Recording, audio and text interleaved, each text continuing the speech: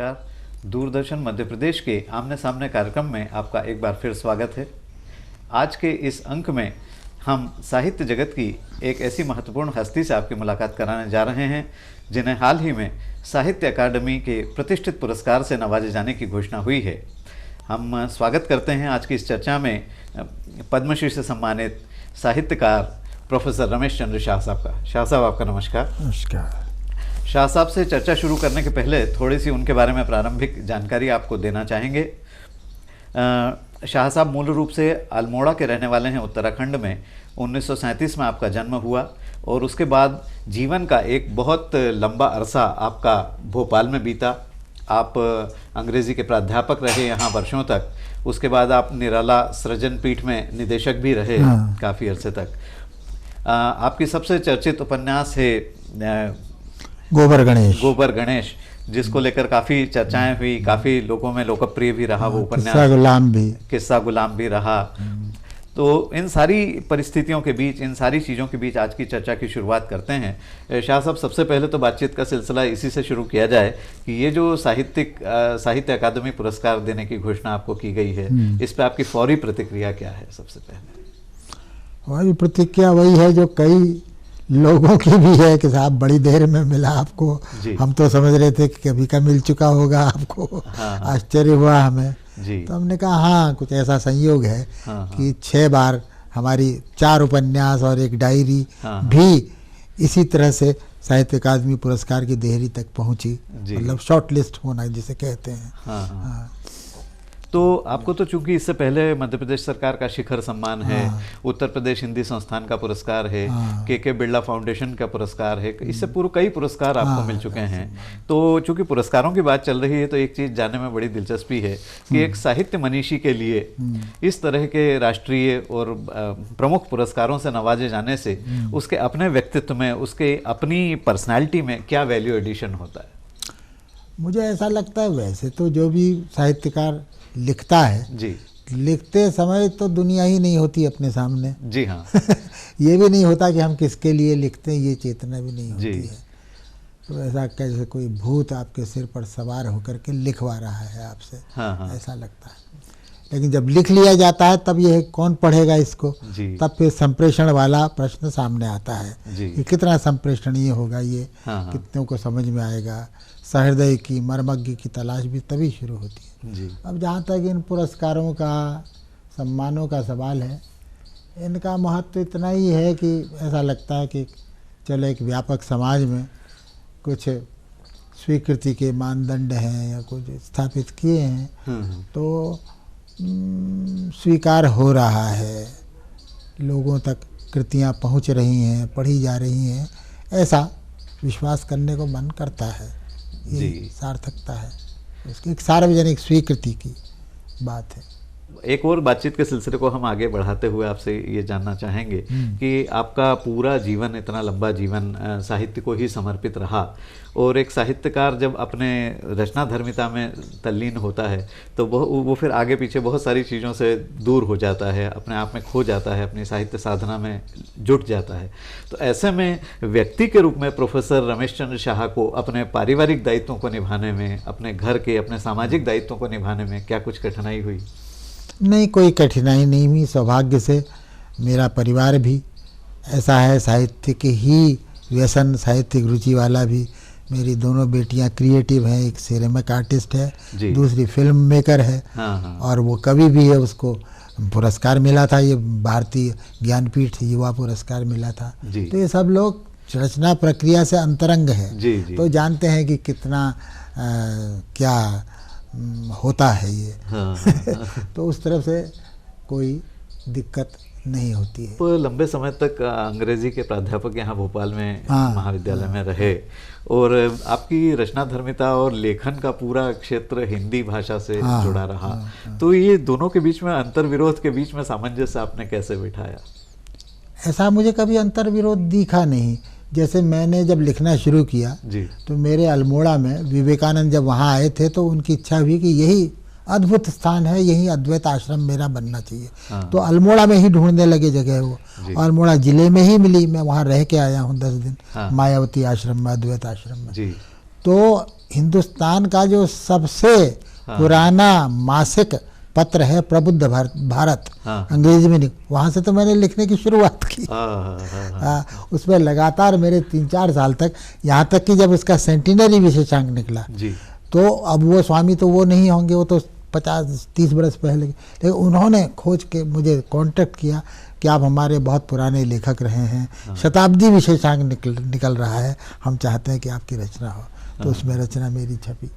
तो इस तरह से शुरू से ही मेरा ऐसा रहा कि साहित्य मात्र जो है वो सब विश्व मानव को एक करने वाली सबसे बड़ी विभूति, सबसे बड़ी शक्ति साहित्य है। तो कुछ अंतर ही नहीं लगता है कि ये अंतर तो होता है, क्यों नहीं, 2 संस्कृतियों का फर्क है, 2 भूगोलों का, 2 इतिहासों का फर्क है, लेकिन वो सब पट जाता है। जब आप शेक्सपियर पढ़ते हैं, बताइए, तो आप हैमलेट के दर्द के साथ एकाकार हो जाते हैं, कहाँ याद रहता है, कौन है। तो उस तरह से कोई वो नहीं, संस्कृत से भी मैं उतना ही घनिष्ठ रहा हूँ जी। तो उस तरह से कोई मेरे को कोई अंतर्द्वंद जैसा या कोई अंतः संघर्ष जैसा महसूस नहीं हुआ दोनों। और अंग्रेजी में भी लिखता रहा मैं जी। तो सर, जैसा आपने अभी अल्मोड़ा का जिक्र किया, हाँ जी, तो वहीं से आप आए, आपका बचपन भी वहाँ बीता, आपने वहाँ का सारा परिदृश्य आज भी मानस पटल पर अंकित होगा। तो आज कितनी यादें आपको वहाँ की प्रीतिकर लगती हैं? मेरी एक कविता है जिसकी शुरुआत ही यूं है कि जिधर मुँह करो उधर देवता या देवी का वास जी, वही भूमि बस मुझे चाहिए और वही आकाश। क्या बात है। इस तरह से शुरू होती है जी जी। और अंत में आता है उसके सारा जग ही अल्मोड़े का लगता मुझे पसारा, सभी जगह मैं फिरा ढूंढता रूप उसी का न्यारा। तो सारा संसार मुझे अल्मोड़े का पसारा लगता है। इसे मैं अपना सौभाग्य समझता हूँ कि मेरा जन्म वहाँ हुआ। पहला ही दृश्य जो इन आँखों ने देखा होगा, त्रिशूल और नंदा देवी की चोटियों का देखा। रोज जैसे एक देवतात्मा हिमालय के दर्शन हो रहे हैं। तो उसने, उस प्रकृति ने मेरे ऊपर बहुत गहरा असर डाला है। मेरी कविता में भी प्रकृति के बिंबों की बहुतायत आपको मिलेगी। तो ये होता एक तरफ ये, और दूसरी तरफ जो ह्यूमन ज्योग्राफी है अल्मोड़ा की, ऐसे ऐसे नाटकीय चरित्र, ऐसे ऐसे जिंदा दिल लोग, तो उसने मेरे कथाकार को उत्तेजित किया। जहाँ उसकी प्रकृति ने मेरे कवित्व को प्रेरित किया, वहाँ मैं समझता हूँ कि हमारा बाजार, हमारा मोहल्ला, वहाँ के लोग, इसने ये चरित्र सृष्टि और ये जो जीवन का जो ये डायमेंशन है, सामाजिक आयाम है, तरह तरह के लोग, तरह तरह के चरित्र, तो कथा बीज, कथाकार का बीज मुझे लगता है वो भी वहीं पड़ा, ऐसा मुझे लगता है। और दूसरी बात ये कि वहाँ लोक संस्कृति बड़ी ज़बरदस्त, वहाँ की खूब मेले ठेले, खूब, और कुमाऊनी भाषा में भी मैंने लिखा है। मेरा एक कविता संग्रह तो कुमाऊनी भाषा में है। हाँ, उकाव हुलार नाम है उसका, उतार चढ़ाव। हाँ, तो ये है। चलिए, पर एक चीज़ बताइए कि भोपाल जैसे शहर में, इतने खूबसूरत झीलों के शहर में आपने जिंदगी के 5 दशक बिताए, 40 हो गया होगा, 40 वर्ष हो गए होंगे। तो इस भोपाल में आपने जो पहला भोपाल था उस दौर का और जो आज का भोपाल है, इसमें आपको क्या खास तब्दीली नजर आती है? और साहित्यिक परिदृश्य का जो आपका सर्कल था, जो लोग थे, उनमें से बहुत से अब नहीं रहे होंगे, तो उन स्मृतियों के झरोखों से आपको क्या भोपाल याद आता है आज 2014 में? हाँ, ये बात तो है कि यहाँ जो है भारत भवन बना, जो कि देश में अपने ढंग का एकमात्र संस्थान, अद्भुत उसकी। तो सारी भारत के कोई बड़ा संगीतज्ञ, कोई बड़ा चित्रकार, कोई बड़ा शिल्पकार नहीं होगा जिससे पर्सनली भेंट न हुई हो, बातचीत न हुई हो। तो ये तो बहुत बड़ा लाभ यहाँ आते ही हमें हुआ। अब भी है भारत भवन, अब भी सक्रिय है और कार्यक्रम होते रहते हैं। संगीत में तो बहुत सक्रिय है, साहित्य में भी सक्रिय है। ये बात दूसरी है कि इस नगर में पता नहीं क्या बात है, साहित्य का माहौल उस तरह का वैसा जिंदा माहौल यहाँ नहीं है। क्योंकि मेरे लिए तो मानक है इलाहाबाद, जहाँ मैं पढ़ा और जिससे मेरा हिंदी साहित्य का सबसे बड़ा नाता इलाहाबाद से रहा। मेरे गुरु, मेरे सारे सहचर सब वहीं इलाहाबाद में थे। उस दृष्टि, अब तो इलाहाबाद भी उजड़ गया है, अब तो इलाहाबाद में भी कोई नहीं रहा। तो अब क्या कहें, इसका क्या रोना रोएं। लेकिन ये ठीक है कि यहाँ जैसे अब भी होता है, भारत भवन में साहित्य के कार्यक्रम होते हैं, बहुत क्षीण उपस्थिति रहती है वहाँ, जबकि संगीत का कोई भी कार्यक्रम होता है, नाटक कोई भी हो, खूब भीड़ भाड़ होती है, इतनी भीड़ होती है। लेकिन साहित्य के कार्यक्रमों में यहाँ उतनी रुचि लोगों की नहीं जागृत होती है। आपने अभी बताया कि अब चूंकि वो न पुराने लोग रहे, न वो पुराना ज़माना रहा, न वो पुराना साहित्य आज उस स्वरूप में हमारे सामने मौजूद है, तो आज के इस बदलते हुए दौर में चूंकि अभी भी आप साहित्य सृजन की प्रक्रिया से जुड़े हैं, आज का जो मौजूदा वर्तमान का साहित्य का परिदृश्य है, इसको आप कैसा पाते हैं? जी, हम उसके संपर्क में रहने की कोशिश करते हैं, नए से नए कवि, नए से नए कथाकार को पढ़ने की कोशिश करते हैं जी। और वो जो अब जो जिसे आप चेंज कह रहे हैं, परिवर्तन, तो जो नए उपकरण जो आ गए हैं, तो कहानियों में ये सब ईमेल वगैरह की, इंटरनेट वगैरह का, आ गया है, इंटरनेट आ गया है, वो सबका जिक्र भी होता है जी। लेकिन उस मात्रा में मुझे ऐसा लगता है कि आज का युवा लेखक अपनी परंपरा के प्रति उतना सचेत नहीं है। उसे लगता है हिंदी साहित्य उसी से शुरू हुआ और उसी पर ख़त्म हो जाएगा। ऐसा लगता है कि आज जैसे हमारा अपनी पिछली पीढ़ी से जो घनिष्ठता थी, अज्ञेय के साथ, जैनिन जी के साथ, ऐसी घनिष्ठता, ऐसा घनिष्ठ संपर्क, इतना संवाद था, वैसा आज के युवा लेखक का हम लोगों के साथ संवाद नहीं है। ये कड़वी हकीकत है। भारत में स्वातंत्रोत्तर काल में एक बड़ी प्रचलित एक वाक्य हुआ करता था, साहित्य समाज का दर्पण है। साहित्य में समाज की झलक मिलती थी, कृतियों में, पुराने ज़माने के स्थापित सारे लेखकों की कहानियों में, उपन्यास में, एक ऐसा है। पर वो जो अब गायब हो गया परिदृश्य से, तो आज हम क्या साहित्य नहीं, समाज का दर्पण तो आज भी है साहित्य जी। हाँ, उसमें कोई वो नहीं है। समाज जैसा है साहित्य में आपको वैसा ही मिलेगा, आज भी वैसा ही है। यही उसका डिफेक्ट है। समाज साहित्य से ये नहीं चाहता, ये इतनी मांग नहीं करता कि वो आईने का काम करे। साहित्य से समाज अपनी सामाजिकता से ज़्यादा की अपेक्षा करता है। यानी दो जो आपने कहा ना, poetry is the mirror of society, तो दूसरा इतना ही प्रचलित मुहावरा ये है कि poetry is the revelation of a hidden life. एक गुप्त जीवन जो है, रिचर अंतर जीवन है, वो साहित्य, उसका भी साहित्य प्रतिबिंब है। तो सर जो आज समाज में विकृतियां, तो उसके प्रति उदासीनता है। सामाजिक विकृतियां खूब मिलती हैं साहित्य में, जमकर मिल रही हैं, बल्कि बड़े निरीह प्रकार से वो उसको प्रतिबिंबित करता है। उसको बदलने का वो नहीं है। बदलने का अगर है तो सिर्फ एक विचारधारा के संकीर्ण खांचे में, जो कि खत्म हो चुका है, उसका खोखलापन उजागर हो चुका है उस विचारधारा का, चाहे वो मार्क्सवाद हो, चाहे कुछ भी हो, है ना। लेकिन वही रटे जाते हैं जिससे कुछ नहीं। लेकिन वास्तविक समाज की पहचान, उसकी संभावनाओं की पहचान, है ना, वैसा कम दिखाई देता है। वो प्रेरणा दीप्त जो कि कर दे एक आम आदमी को। जैसे मैं आपको बताऊं, मेरे अंदर मेरे पिताजी दर्जा 5 पास मुश्किल से होंगे जी। और छोटी सी एक दुकान करते थे, असफल थे व्यवसाय में, तो संगीत में लगे रहते थे।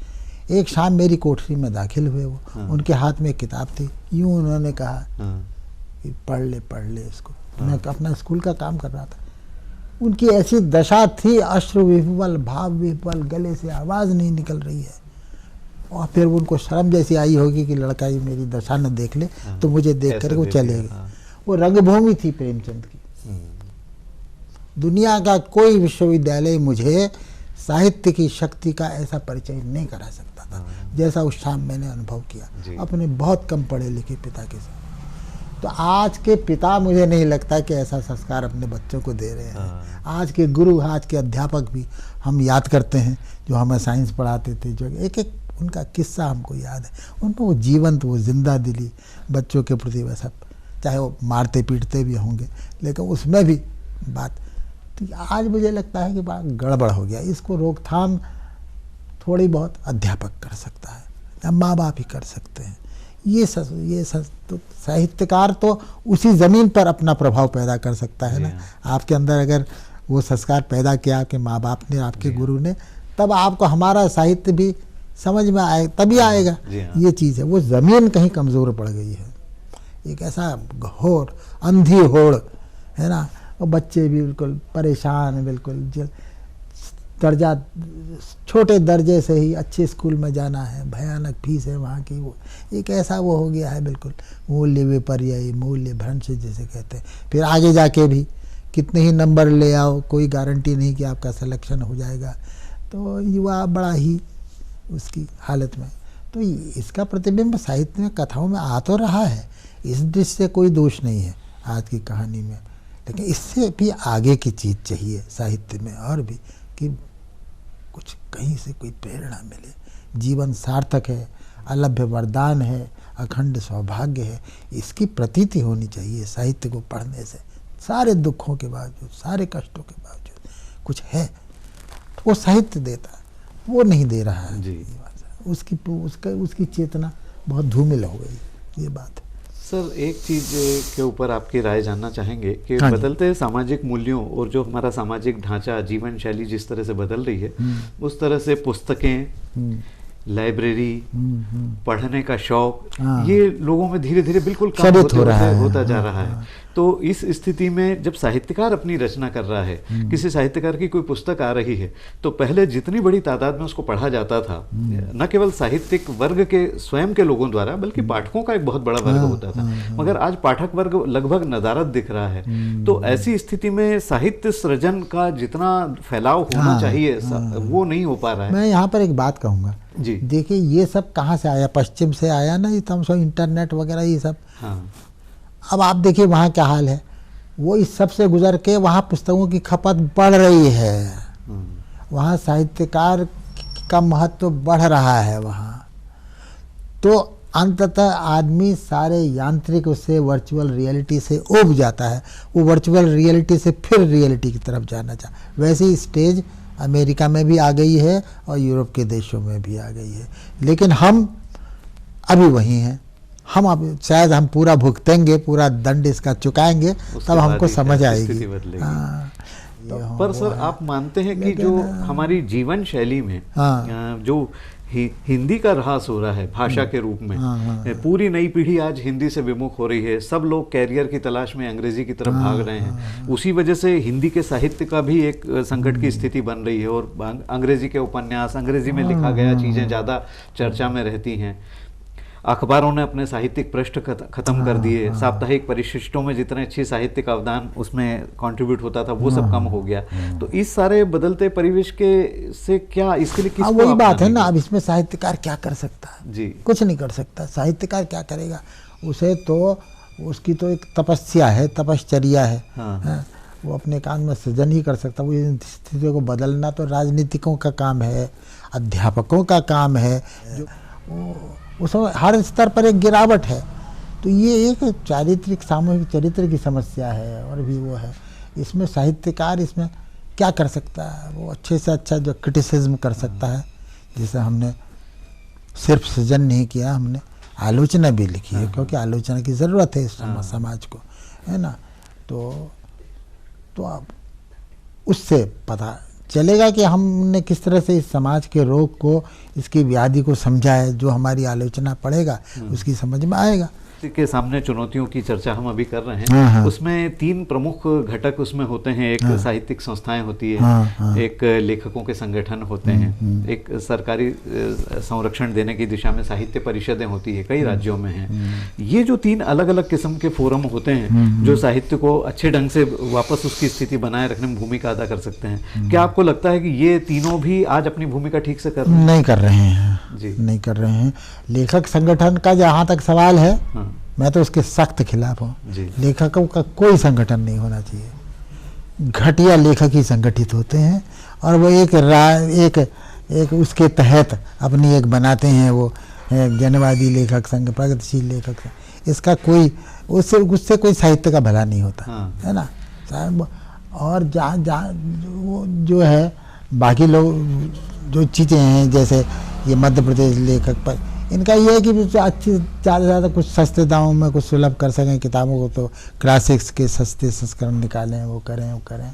तो उस तरह का काम करें तो अच्छा है, कुछ अच्छा हो भी रहा। मैं ये नहीं कह रहा कि नहीं हो रहा होगा, ज़रूर हो रहा होगा कहीं ना कहीं, लेकिन कुल मिला के जो स्थिति है वो जैसी होनी चाहिए वैसी नहीं है, जो कि आप खुद भी महसूस कर रहे हैं, इसीलिए सवाल पूछ रहे हैं आप। जी। ये बात है ना। तो एक मैं चूंकि मीडिया से जुड़ा हूँ और पत्रकारिता से मेरा लंबा 30 सालों का संपर्क रहा है। तो एक जमाने में ये था कि देखिए माखनलाल चतुर्वेदी से लेके अज्ञेय जी से लेके प्रभाकर माचवे जी तक, नरेश मेहता जी तक अखबारों के संपादक रहे और अखबारों का फ्लेवर बड़ा अलग।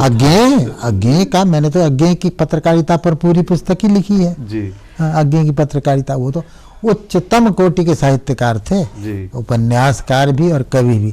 इसके बावजूद अपना अतिरिक्त सामाजिक दायित्व समझ के उन्होंने पत्रकारिता में कितना आत्मदान किया है। साहित्यिक पत्रकारिता में भी और वैसी पत्रकारिता में भी।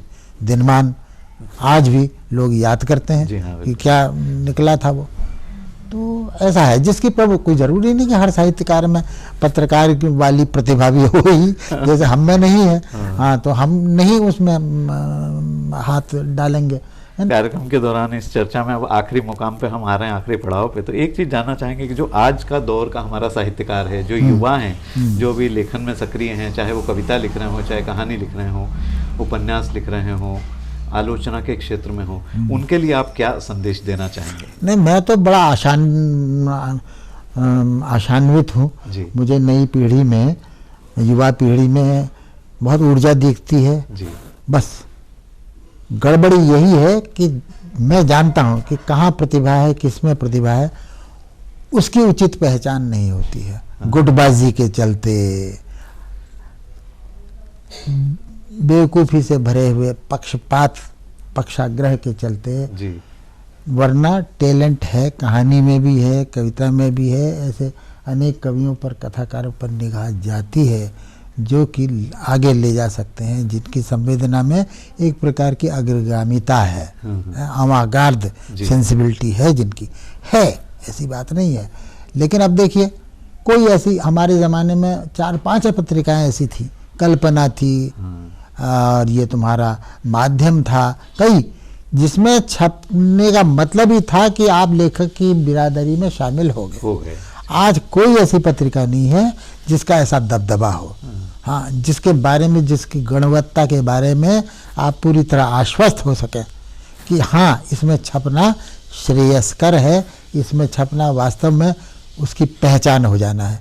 ऐसी सब तो बहुत सा जो पहल की गई थी ना हमारे अग्रजों के द्वारा, है ना, रघुवीर सहाय, अज्ञेय, सर्वेश्वर, इन लोगों ने जो किया था, मुझे लगता है कि वो जैसे उस पर मतलब पानी फेर दिया है ना। बहुत कुछ हरकतें ऐसी हुई इस बीच में कि जिससे मतलब ये है कि वो मानदंड जो है ना, कोई पत्रिका आज सेंटर में नहीं है जिसमें छपने पर आपको खुशी हो, लगे कि हाँ, इसमें जो छपेगा वही छपेगा जो निर्भ्रांत रूप से, जिसमें जो प्रतिभाशाली है। तो ये गड़बड़ थोड़ी सी हुई है। वरना तो अच्छे रचनाकार, अच्छे कथाकार, अच्छे नए कवि, कभी कभी हम पढ़ते रहते हैं, कम दिखता है सार्थक और तेजस्वी रचना, लेकिन ऐसा नहीं कि बिल्कुल नहीं दिखता। तो आज दूरदर्शन मध्य प्रदेश के आमने सामने कार्यक्रम में साहित्य अकादमी पुरस्कार से सम्मानित होने जा रहे भोपाल के वरिष्ठ साहित्यकार प्रोफेसर रमेश चंद शाह साहब से बहुत अच्छी बातचीत हुई। आपका बहुत बहुत धन्यवाद। अगले अंक में हम इस कार्यक्रम के फिर किसी एक महत्वपूर्ण शख्सियत के साथ आपसे फिर मिलेंगे। तब तक के लिए आज्ञा दीजिए। नमस्कार।